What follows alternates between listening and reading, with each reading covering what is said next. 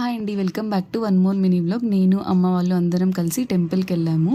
ఇక్కడ ప్రతి శుక్రవారము కోల్హాపూర్ అమ్మవారికి కుంకుమార్చన చేస్తారంట. అది కూడా మన చేతులతో చేయిస్తారంట, పెళ్ళైన ఆడవాళ్ళు మాత్రమే. సో ఫస్ట్ అక్కడికి వెళ్ళంగానే భజన అయితే స్టార్ట్ చేసేసారు. వెళ్ళేసరికి కొంచెం లేట్ అయ్యింది. ఇంకా భజన అయిపోగానే ఇలా ప్లేట్ తీసుకొని అమ్మవారు ఉంటారు ఇక్కడ, ఈ ప్లేట్ మీద కోల్హాపూర్ అమ్మవారు మనకి కొంచెం కుంకుమ ఇస్తారు.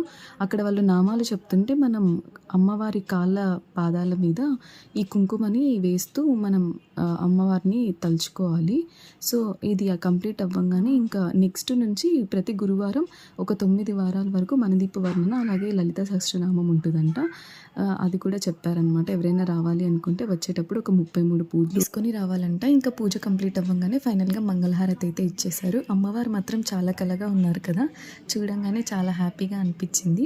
ఇంకా సాయిబాబా పక్కన ఎవరో ఉన్నారు కదా, నాకు తెలియదు అనమాట. సో అడుగుతుంటే దత్తాత్రేయ స్వామి అని చెప్తున్నారనమాట. ఇంకా ముక్కొని ప్రసాదం తిన్నాము. బేసన్ లడ్డు, పొంగల్, దద్యోజనం పెట్టారు. ఇంకోసారి దేవుణ్ణి మనస్ఫూర్తిగా ముక్కొని ఇంకా ఇంటికి స్టార్ట్ అయిపోయాం. సో మా వీడియోస్ మీకు నచ్చినట్లయితే please do like, share and subscribe to